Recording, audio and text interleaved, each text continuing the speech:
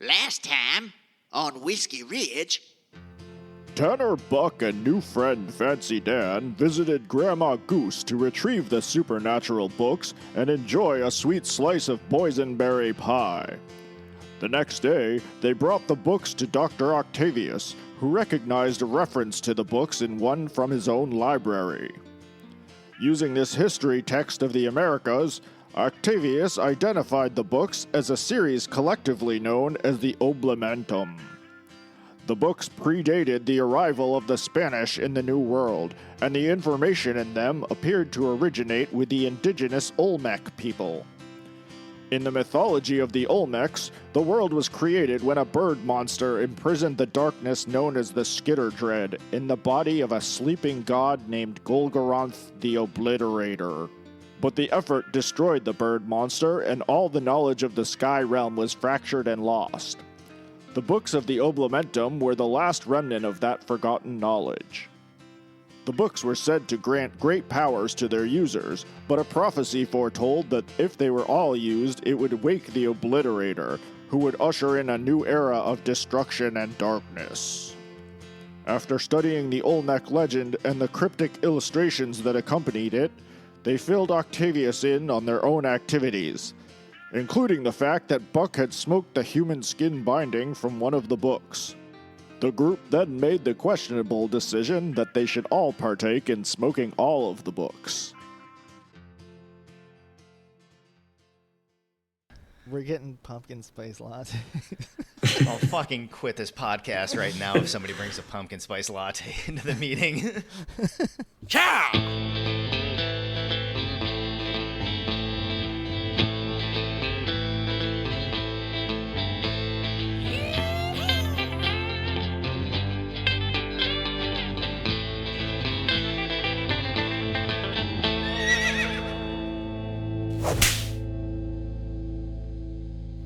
So Dr. Octavius says to Buck, "All right, show me how you set this up at the Apache village." So he hands the books back to you, and you said you have the dilly pipe, right? Oh yeah. Okay, so he wants you to like scrape it into the bowl, I guess. All right, doctor. But for the record, I didn't pack it. One of the Apaches did, but I'll try to do it just like he did. Here, you need a scalpel? No, he didn't have a scalpel, so I'm just going to use my buck knife. All right. And Buck starts shaving off some pieces of the binding and placing the pieces into the dilly pipe. Are you putting in just one book? All the books? Some books? Now, when I did this, all I did was smoke Metamorphosis.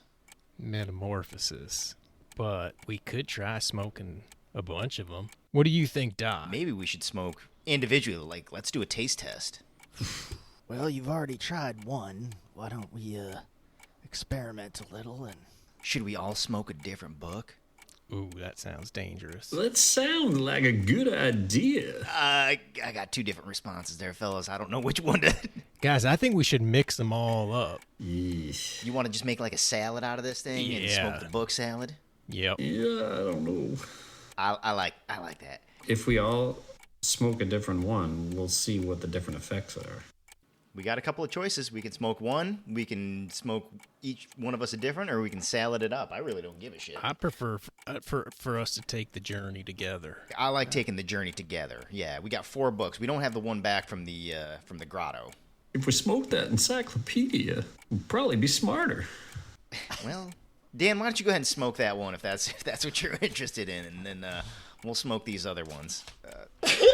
God bless you. Oh, thank you, Dan. So you're putting all of them into one bowl. Yeah, I'm gonna shred a little off of each and pass it around. Gentlemen, I would recommend that we lock up our guns for safety so we don't have an accident when we do this. That's not a bad idea. All right, should we lock the doors too to keep us in, or you think that might freak us out? Let's leave the door open, but lock up the guns in the cabinet over here. All right. I got to tell you guys, I don't think it lasts very long. I mean, it feels like an eternity, but I don't think much time elapsed by by the point in the day where I was basically kicked out of the village. Well, I suppose that's good news. Yeah, that's good to know. All right, so you guys turning your guns over? Here you go. Yeah. No funny business, Doctor. I need this thing back. Well, you ought to get it, unless we all turn into drooling idiots. Now, here's the thing, fellas. This here is a solemn ceremony. We aren't here to get all hopped up on goofballs. We're gonna treat this occasion with the severity and the respect it deserves. If you want to waggle your willies, you can just go back to the silver dollar. Okay. I kind of do want to wag my willy.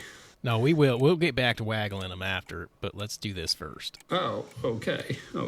You can waggle Tanner's sister soon. Yeah. Don't even think about waggling my sister. I think that ship has sailed, Tanner. Buck, I can't be getting into this negative attitude going into this session, so let's turn things around. No, that's very true. Get yourself in the right headspace. Yeah, that's right. All right. That's right. Now, this is somewhere that you can be comfortable, so... It's like a trust tree. Was that some kind of Eastern thing? Yeah. Jesus Christ, you guys. East Boston thing. Now, who's gonna go first? I'll go first. I think the doctor should go first. No offense, Fancy. Oh, damn. I like the enthusiasm, though. Yeah, same here. Dan's pouting. So, the doctor takes hold of the pipe, takes a deep breath, holds it up, lights it.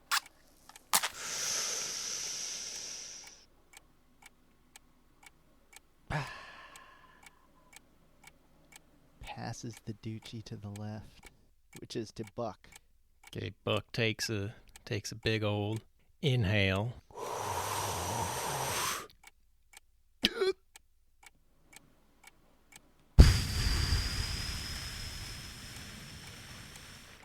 Oh yeah. Here you go, Fancy.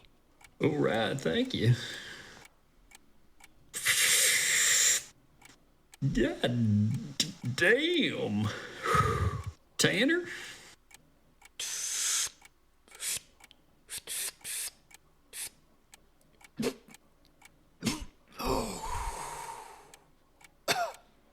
Holy shit.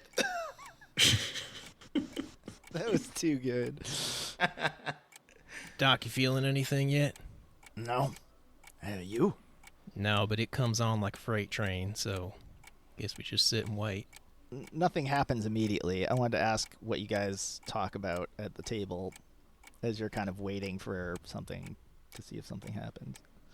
Now, maybe we ought to discuss some more of that crazy shit you were telling us, Doc. Gilgamesh? Who is the bad guy? Golgoroth. Right. The Obliterator. Yeah. Sounds like quite a nasty fellow. It sounded like you, maybe, if you do all the rituals in those books, that wakes up some kind of demon. Right. And he's the eagle? No, the bird monster. It's just referred to as the Thunderbird, too. No, he was some other kind of, like a good god or something. Okay. Good gods? Well, Good god. prepared to see the thunder god of eagles again. I think I'm getting there. What is Fancy Dan talking about? Fancy Dan is looking at his hands all weird. You guys feeling anything yet? My hands feel a little weird. Doc, is your room melting? It seems awful swirly in here. Something seems...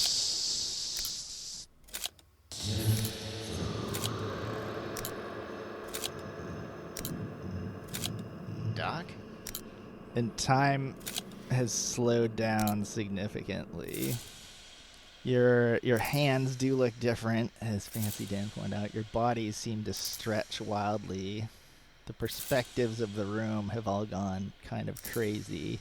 The dimensions of objects don't really make sense anymore, as if you're seeing them in a different dimension as well as the three you normally see.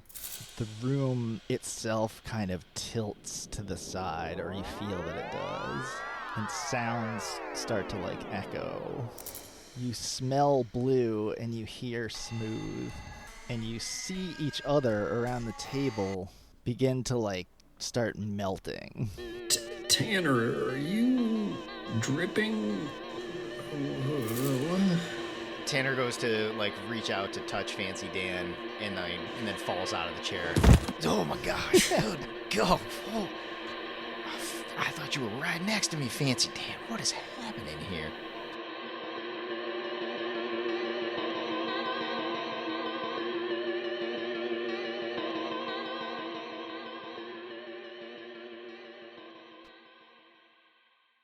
Okay, I want you guys to roll terror tests. What is that? Ew. I like it.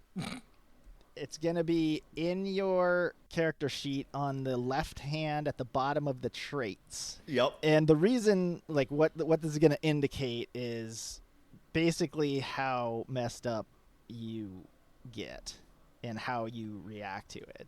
So if you pass this, you're still going to have, like, a crazy experience, but you're not going to, like, freak out. If you fail this, it's going to be worse for you.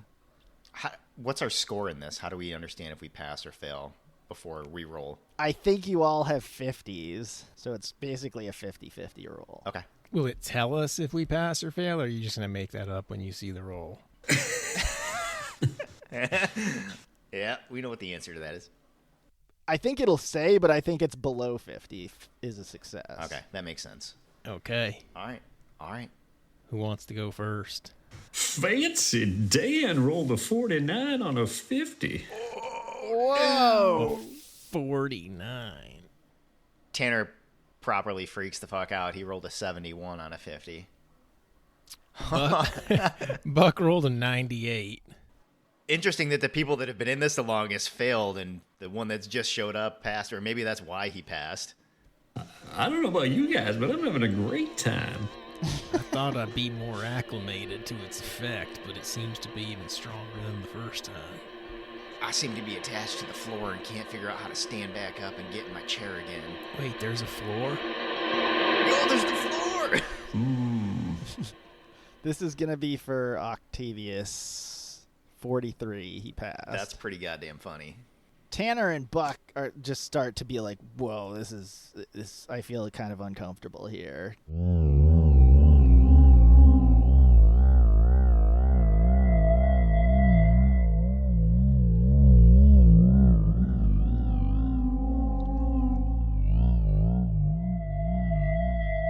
Fancy Dan starts to lose it, but then is just like, oh, I'm Fancy Dan, and he's Woo-wee.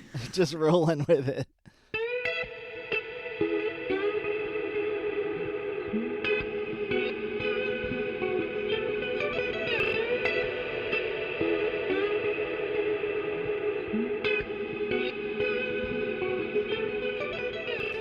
I think Octavius he's like Hunter S. Thompson, and he's done so many things that he's just kind of like, whatever. Shivers. Hey, kids, if you don't know who Hunter S. Thompson is, get your shit together. But he's not really like whatever, right? No, he's definitely experiencing what you guys are. He pulls out some Dunhills and a bottle of Shivers. Snow cone. You continue to see each other melt, which is very odd, but you can convince yourself it's an illusion. But then you realize that you're melting.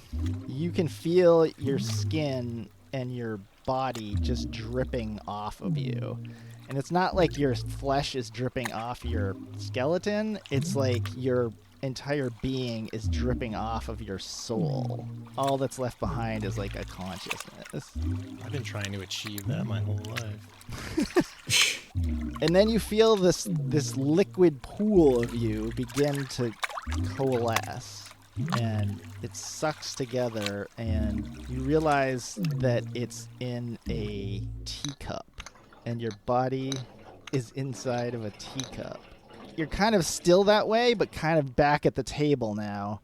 In Buck's head, you're having a tea party, just like the ones that he used to have as a kid at Grandma Goose's house. So, Buck, when you look around the table, you see the dolls that you used to have the tea party with. Hey, Mr. Pickles. My old friend, Mr. Pickles. My old teddy bear. Oh, hey, With just Buck. one eye. Hey, you talk now? Yeah, it's me, Mr. Pickles. How you doing, buddy? It's good to see you. I ain't seen you in a long time. You good? Yeah, real good, real good. Got married. I own a bar. What? Yeah, probably gonna No kid. be mayor someday, I bet. I'd vote for you. Aw, thanks. I could use the votes. Yeah, you get 'em. Don't forget about me. Oh, the old Snufflepuss. My old Snufflepuss the octopus. That's me, Snufflepuss. I got 8 arms. Yeah, you do. He's got a teacup in each one of his arms. Is that my sense of self inside in your teacup? Because that's what's in mine. There's 8 of us. Yeah. What you been up to, Snufflepuss? Just walking around, drinking tea. It's good to see you out of the water. Didn't know you could breathe out of the water. I can't. I'm dying. Snufflepuss, no. Please don't say that. Dog, get him some water, Buck. Hey, Buck. Oh my god. Buck. Scary the Scarecrow? I didn't know you were gonna be here. Yeah, I'm here. How you doing? I was doing pretty good, but you always kind of scared me. Yeah, I remember that. He scares me too. Now I'm scared. Don't be scary, though. Now's not the time for scary. This is, pretty wild, isn't it, Buck? It seems pretty weird, I'll be honest. In fact, I'm watching you melt. I don't know where I am, really. You're right back here with your old buddies. Yeah, Scary scares me. that doesn't seem possible. As this is going on in Tanner's head, what does he see? Yeah, so in Tanner's, like, in this brain melting thing that he's experiencing, he immediately goes back to his childhood where he's having, like, an outdoor kind of, like, investigation session with his sister Tracy where, like, they've pretended that they found something and, like, they're trying to, like, gather up all of this evidence to, like, solve some sort of crime or something like that. And, like, this is kind of his first memory of, like, what he wanted to do in, like, trying to help solve crimes. And so this was kind of the initiation point of that. And it just brings back, like, a flood of, like, happy memories for him. It does, but then you remember one of those times when you were playing, you guys actually did find a dead body. You think maybe you blocked out this memory because it was traumatic, but now it comes rushing back. It was behind the general store in the creek bed, lying face down, and when you turned it over, its open mouth was full of maggots.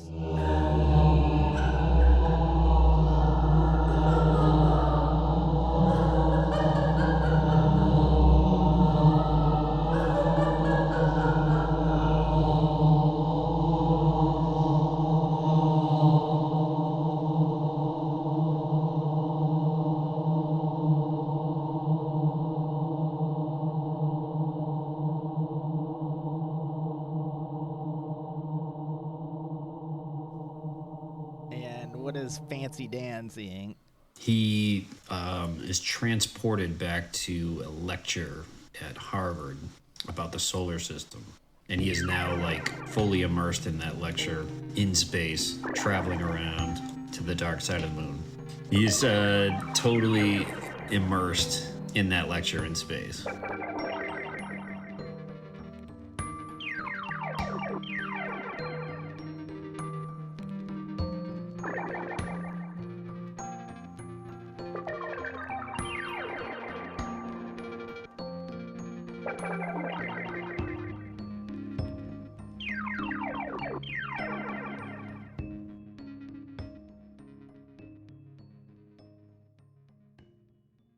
You don't really know what's going on in Dr. Octavius's mind, but if you look over at him, you just see him, and they say he ran away!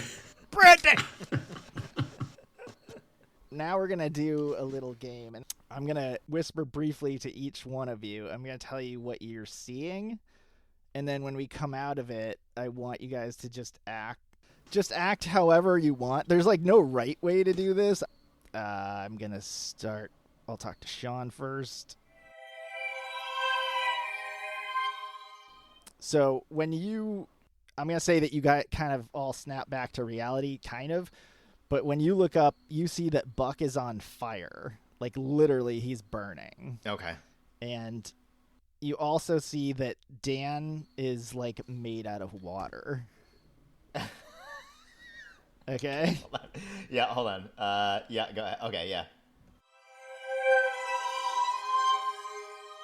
Okay. I'm talking to Jay now. Hello, my governor. Hello, mate.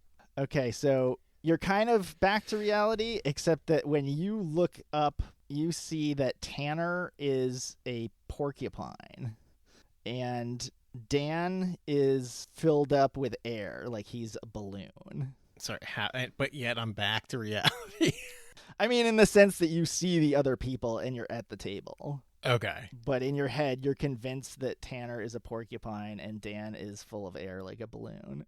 Is he a porcupine that can still communicate as Tanner? Probably, yeah. Coming out. Talking to John. Okay. So you're kind of back at the table and everyone's sitting there, except when you look at Tanner, you become convinced that he is a prize-winning jumping frog. And if you can capture him, you would have like the prize-winning frog. Do I know that he's Tanner? Not really. I mean, he's kind of, in a weird way, he's kind of Tanner and a frog, but... Okay. I might still refer to him as Tanner. Yeah. Okay.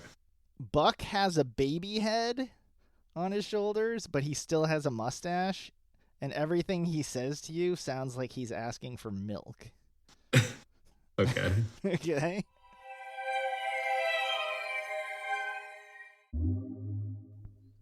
Okay. You kind of all come out of your fever dreams at the same time, and you're back sitting at the table. Things are still weird, but you have like a second of normalcy, and then things shift again. What happens? Tanner, come here. Tanner gets up and walks over to Dan. Oh, I wouldn't do that, guys. Two of you guys should not be together.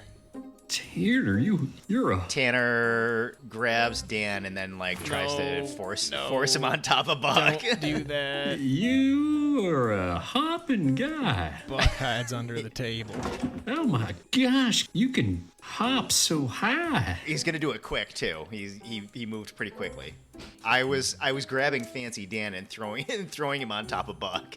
Come here, Tanner. Okay. Yeah, Tanner see approaches you. really quickly and then like pushes him right on top of Buck. Buck's just peeking from below the table, expecting just pure blood and guts all over the place. Oh no!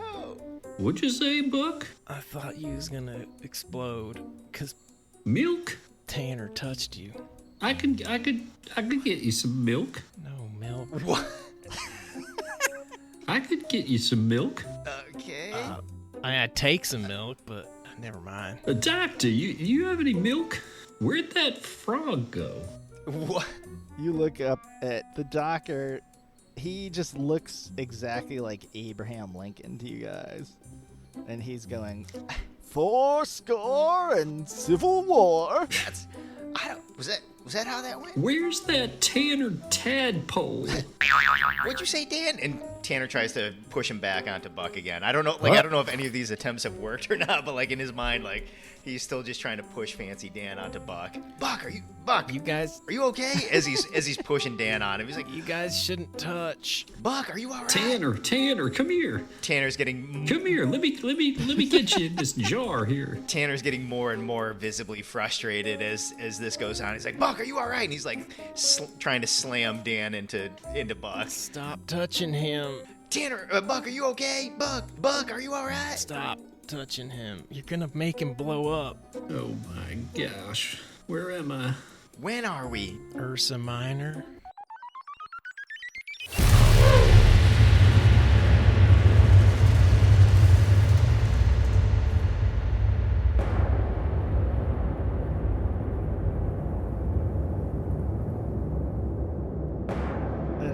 sudden, it seems like you guys are out in space. There's no room around you.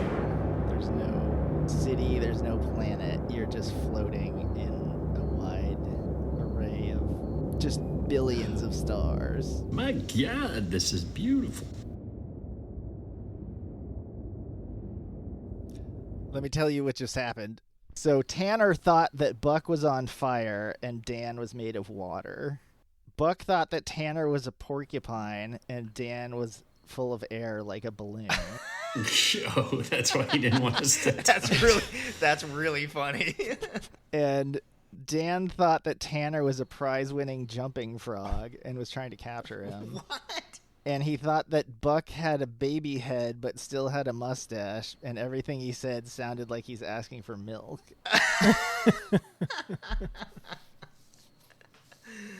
But for now, so now you find yourselves floating in space, and you see the bird monster from the Olmec story descending from the sky realm to imprison the Skitterdread.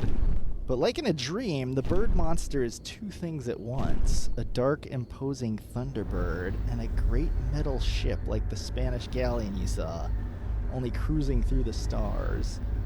As the Skitterdread is vanquished, light and goodness burst forth, illuminating all of life and creation.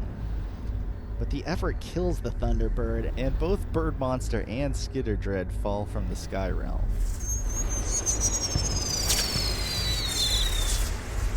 You see the great metal ship and its dark counterpart come crashing down into the atmosphere of a primordial Earth. As far below, a lone brachiosaur looks up from his fern dinner to see an ominous fireball streaking through the sky.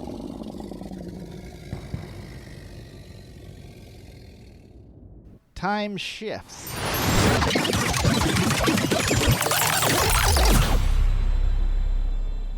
And you sense that it's now much more recent, perhaps only a few weeks ago.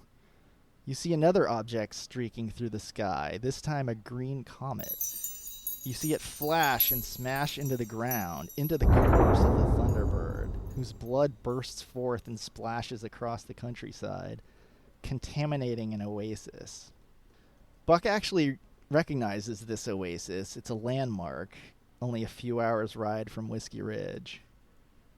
But before you can make any sense of that, the vision fades again. God damn. What is this telling us?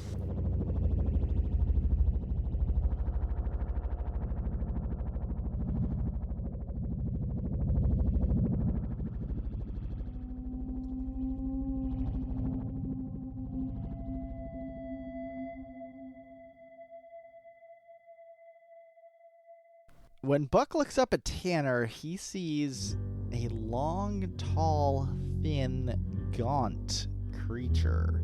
Humanoid. Probably 8-9 feet tall, but hunched over. He is extremely skinny, emaciated, with long dark hair, pools of white eyes, and long thin antlers on his head, and ragged clothes. This is Roosevelt. When Tanner looks over at Buck, he sees a short, squat, fish-like creature with gills and a spine, 2 feet tall, and 4 arms, and it's holding a slingshot in one hand. It's got 3 eyes, except there's a 4th eye on top of his head, which seems like a red crystal. This is Delano. Jesus, Roosevelt is terrifying. Yeah. And when Tanner looks down at himself, he sees the long, gaunt arms and long fingers of Roosevelt, and he reaches up and can touch the antlers that are coming out of his head. And he looks across at Buck, and Buck is clearly a fish man with 3 eyes and a gem in his head. And he reaches out, stands up and reaches out across the table and touches him and feels the fish scales that is Delano. Fancy Dan looks the same as always, but You look over at Octavius, and he is fully naked, but Jesus fuck. he has the best set of breasts you've ever seen. Woo-wee. You're quite conflicted over this. Better than Tanner's sister. Goddamn right. In Tanner's mind, he's associating like the buckle that he has with the creature that he now feels like he is, but has also seen, and then also now sees Buck, even though he doesn't know that Buck has seen any creature yet. But it's just like what's going on in his brain, even though it might not be true. But then he also looks over at Fancy Dan and Octavius, and he sees them as they normally are, but he does see Buck as the fish, three-eyed creature. And I see Tanner as the stag. Yeah, as Roosevelt. Which probably is scary to you. Very scary. Tanner, you got antlers. I know. I just touched him. Is that you? Yeah, it's. Why do I look like this? I don't look like me. My hands don't look like me. I certainly have antlers, which I didn't have ever. And you look like a goddamn fish with 3 eyes. What the fuck is going on here? Wait. I look like what? Look at your hands. They're fins, and look at your feet. Like, look at yourself, man. Oh, shit. You think you're seeing double, but then you realize that you actually do have 2 sets of hands. You can move them independently. Imagine how having two... Look, I don't want to get into semantics right now or any sorts of other weird talk, but imagine having 4 sets of hands. 2 sets of hands. 4 hands, 2 sets. Dan, shut up! Math.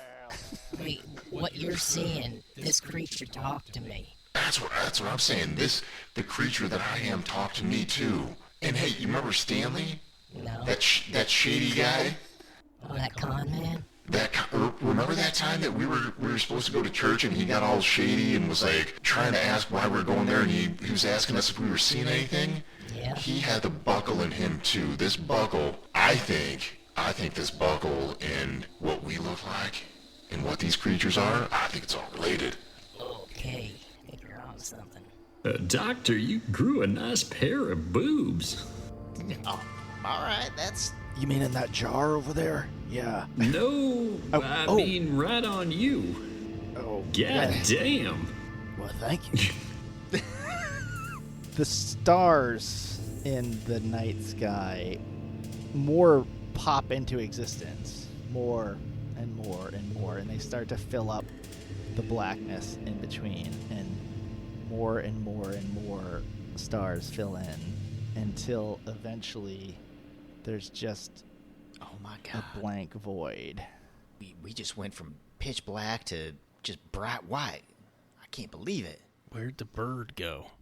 Looks so clean. There's nothing to see, nothing to hear except your own voices. There's nothing to reference.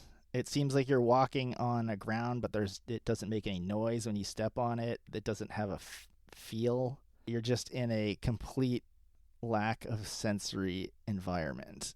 That would be pretty uncomfortable. Sensory deprivation. Yeah.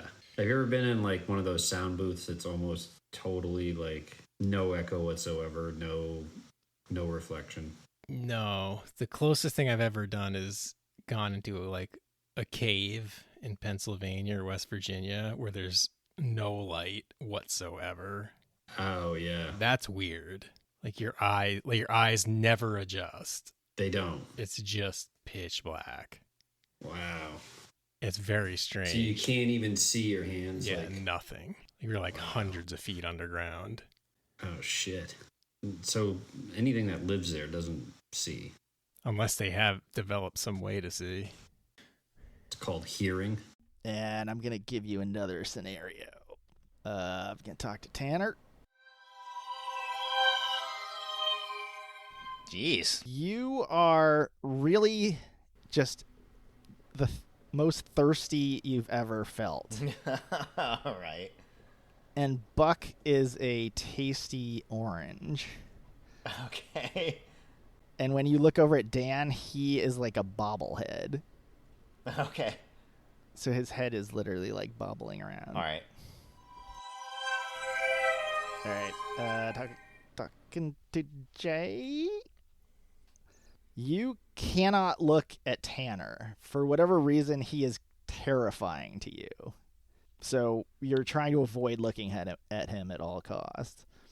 There's something that Dan has that you need him to give to you. Let's say it's his hat. Okay. You need Dan to give you his hat. Okay. All right. John, when you look at Tanner, you see your own father. You're convinced that that is your father. When you look at Buck, for some reason, he doesn't have any hands. So he just looks normal like Buck, but he doesn't have any hands. Jesus. Okay, so Fancy Dan will go first. Papa? Is that you? Pardon? Not you. Yeah? My daddy. Yeah? Yeah, daddy. Oh, hey, Dan, how are you? Fancy Dan Sr. Yeah, I'm so fancy. Look at us go, son. Oh my gosh, and what happened to this one over here where you got no arms, you got no hands? You, Baldy. Oh, you talking to me? Yeah. Oh, You. I lost them in the war. Oh, I'm sorry. It's okay. But thank you for your service. I use my feet.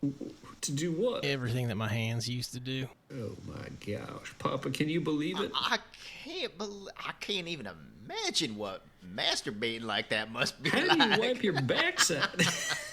Jesus. I went right past wiping ass.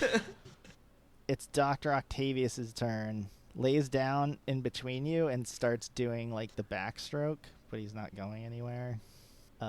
Buck's turn. Hey, Dan. Yeah, your arms. I think there's something on your head. You're not. No, but there's something on your head. You don't have any No, hands. I do, I think, but on your head is a thing. What's on my head? I don't quite know. Is it your hands? No, but let me see what's on your head real quick. You're missing them. Pass me that thing on your head.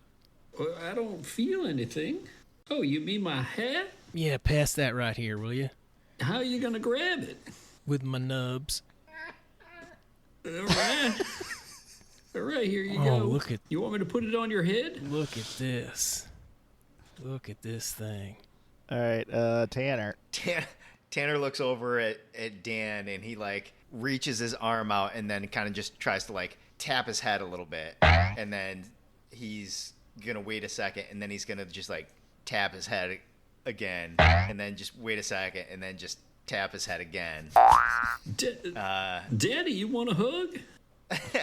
He's gonna continue to just like try and tap his head and watch what happens, and then he looks over at Buck and then he just pauses for a second to give somebody else an opportunity to do something. All right, Fancy Dan. Why is this guy swimming? Jump in, Fancy Dan. I don't see any water. The water's fine. Daddy, you want to go for a swim? Tanner just pushes on his head again.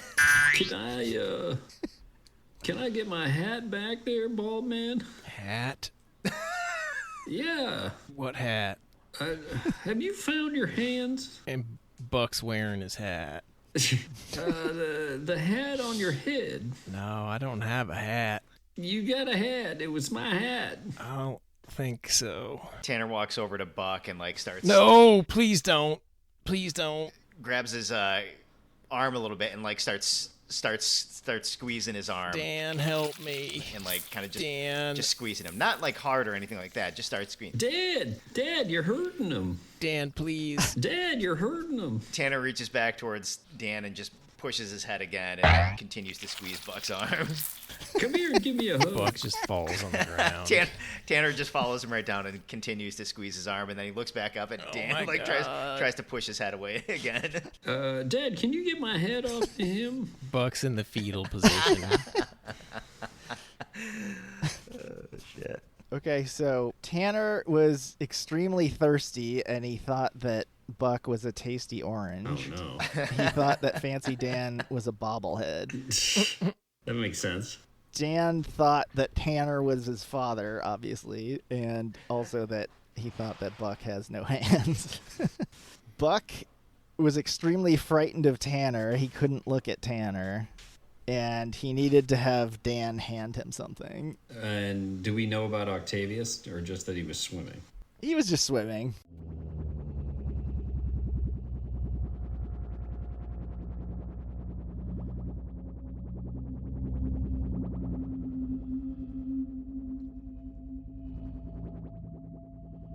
Everything kind of fades in, and the scene shifts. Suddenly, you're looking at the barest, dusty bones of a town with just one or two buildings and not much else. It takes you a moment to recognize that this is actually Whiskey Ridge, and you realize that you must be looking at it in its earliest days, probably in like the 1810s.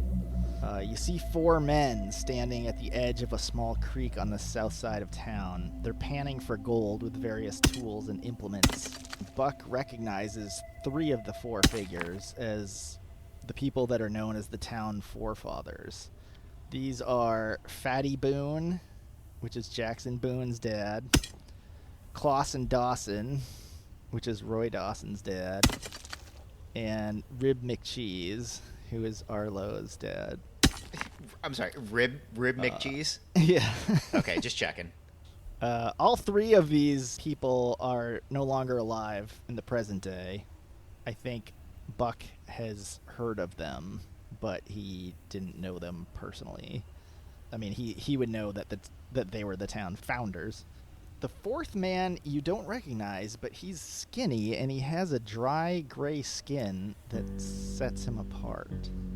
The four men are hard at work, but suddenly they stop when they see something strange.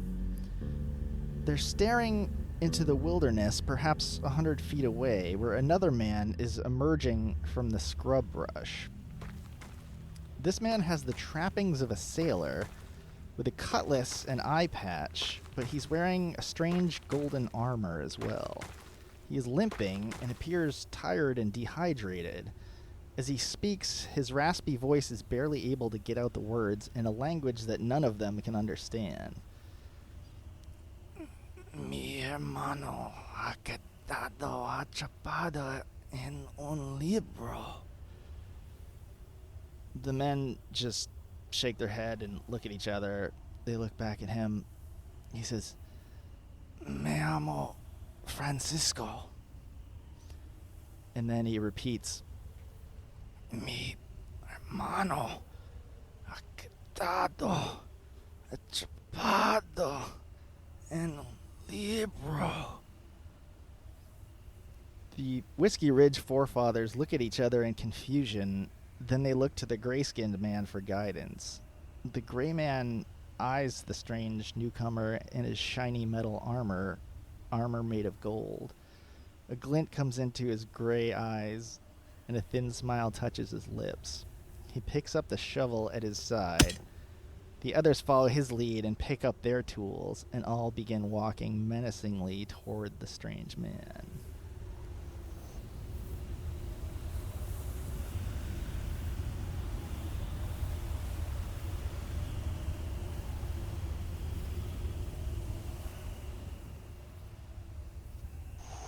The vision fades.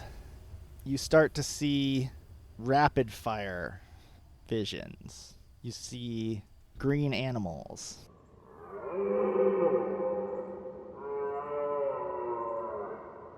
You see cactus singing a sad song.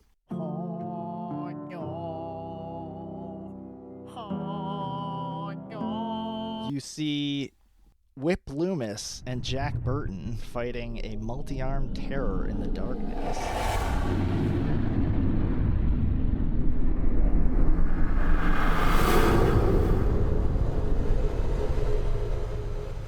You see swirling dark clouds in the skies above Whiskey Ridge.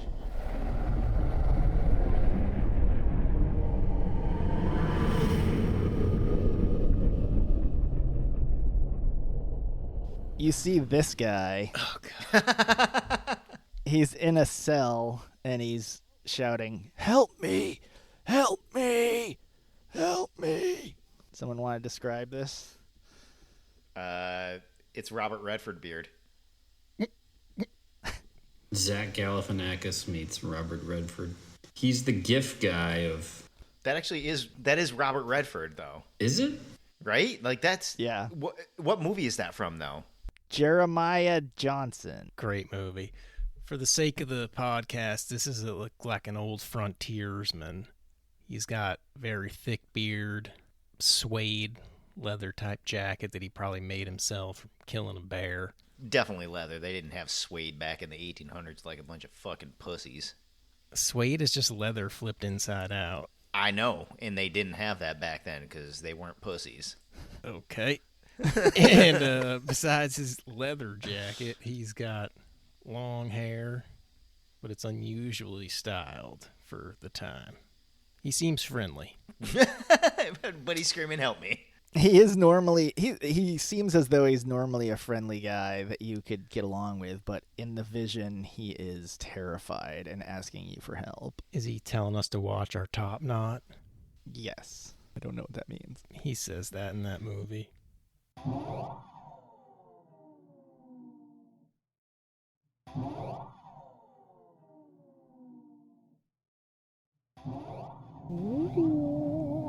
Oh God, I almost fell over in my actual chair on this one. Are you doing that, or is my computer doing that? Your eyeballs are doing that. Why are my eyeballs doing that? Yeah, it's weird. I'm getting a headache. You're high in real life. I'm not actually high. He said for the first time ever. It is weird. Oh God, I can't tell if it's actually happening or not. Anyone want to describe the realm you find yourselves in now? It's like a rainbow type of color, but it's a pattern like maybe like a fire that kind of comes out like a flower. So it's like small in the center, and it just keeps getting bigger and bigger. So it's the same pattern over and over again that just keeps getting bigger, but it looks like it's blue, the color of maybe flames, blue to green to yellow to orange to red. I see some indigo in there. It's like we're inside a fractal. Good point. It's also like one of those visual pieces of art that you see sometimes that mess with your brain, and they look like they're moving, but they're not. And this looks like it's moving, but it's not. Or maybe it is. Magic eye? Magic eye. You're right about the indigo. Yeah, that's closest to the red. You guys are floating in this space. As it descends towards the middle, it seems like a spiral or a drain. You start to circle it, and you're going faster and faster around and around. And you feel as though all of the melted liquid of your body is getting sucked down this drain, and you don't know where it's going to go. And you're going faster and faster and around and faster and faster, and then pop! We're back? We're back? Oh, we're back. You are back, but you are actually up on the roof of Octavius's house. You don't know how you got up there. You don't have any memory of going up there. But I like it. It's a little dangerous. It's strange. I like it. You're not even sure how you got up there because you don't see like a ladder or anything. That's even more perfect. Did we just do DMT? Pretty much. Maybe. Perhaps. If that stands for duplication, metamorphosis, time. Jesus. Damn. We don't have duplication. Aw. Yeah, because you fucking gave it away. Yeah, that was bad. Yeah, we probably should revisit that at some point in time. So you can feel yourselves coming down, but there's still one last kind of aftershock. And I'm going to talk to you separately. Fancy Dan. Okay. Everything that Buck says is a lie. Everything that Tanner says is true. All right.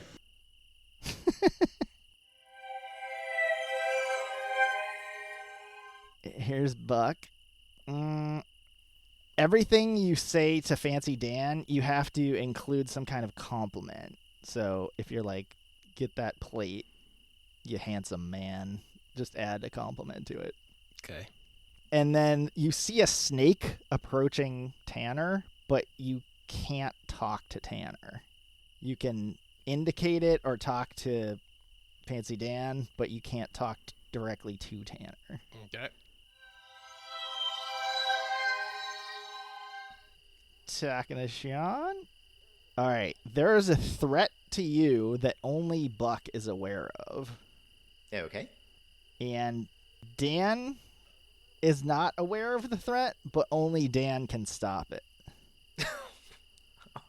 All right. Does that make sense? I got it. Yeah. Jesus Christ. Why you gotta do this shit to me? All right. Okay, Fancy Dan is first. How did we get up here? Or where are we on the roof? That's a very good question. You must be very intelligent to ask such a question. Are you calling me stupid? No, I'm being sincere. I just have a very sarcastic tone. But you look handsome. Are you... Holy shit, Buck.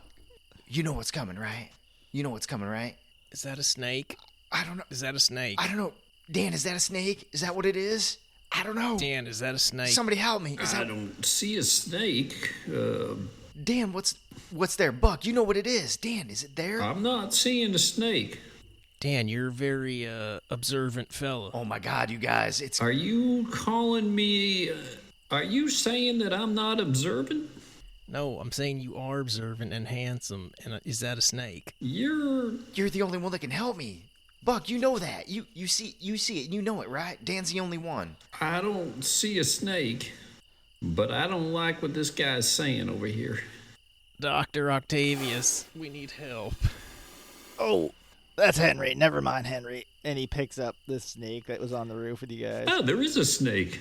There was a snake there. Holy shit. He's harmless. Thought I saw a snake. What were these ones? So, Buck, anything he said to Dan, he had to include a compliment. And he knew that there was a snake approaching you, but he couldn't talk directly to you. Oh. He might have violated that one, though. I told Tanner that there's a threat to him that only Buck is aware of, and Dan is not aware of the threat, but only Dan could stop it. And then to Dan, I said, everything Buck says is false. Everything Tanner says is true. So the good part about that is Buck had to compliment Dan, and Dan had to think he was lying. That's pretty funny. All right. It's time for the moment of truth. You guys are all going to have to roll sanity for this entire debacle. And I'm afraid the people that failed your terror tests, you're going to take more sanity damage. How much more? Double? I'll tell you after we roll. So we're gonna roll psychology. Yeah. Rolling on a 70, rolled a 1. And actually, I rolled a 1 last week too. Rolling on a 75. An 85 for fail. Oh, no. That's too bad for Buck. I've failed every roll. Well, we've only had 2, but... Rolling on a 70. 87 for a fail. Fancy Dan could only take so much. What does it all mean, Matt? Well, I'm going to let John and Buck decide this. John and Buck. Specifically, the character and the person. I had said that a fail for Tanner would be 1 point, but he rolled a 1. Now, that's not a crit, but I'm tempted to give him 0. Bullshit. So you say 1. 1, for sure. Is that what you say, Jay? You're the GM. You don't give anybody else the decision on this. You make the decision. With all that stuff that he just went through, there's no way he wouldn't take at least 1. That's a good case. That's a compelling case. Fuck off. If it wasn't for the terror roll, All right. Yep. Okay.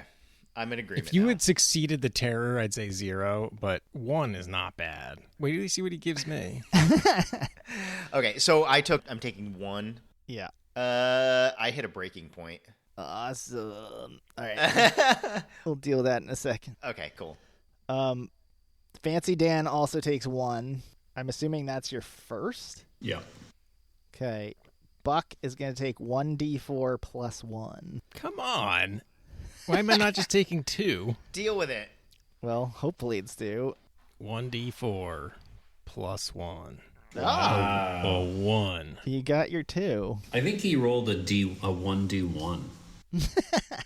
A 1d1. It's just a sheet of paper. Drop on the ground. How many bullets you got filled in there, Jay? Let's find out. Oh boy. So that's 2 more bullets. I have 3 until I'm below snakes. Nice. You're haunted. I'm halfway through haunted. What do you guys make of the vision of that bird and the ship? The only thing I gathered is that the founding fathers are somehow associated with the carrion cowboy, That's what I gathered as well. and they did some bad shit. Yeah, to Francesco. I'm not sure how the conquistador was out of the galleon, though. Well, we know that Oh, was that the brother it was of the guy brother in the ship? Yeah. Oh, okay. Francisco was the brother. Okay, so they killed the brother. And that's why he's all like dressed up like that, and then they go and do what they did. Right, of course. Yeah, so they killed him. Not cool. That's why this fucking town is haunted. Allegedly. Okay, so let's find a psychosis for Tanner. Goodbye. Cha!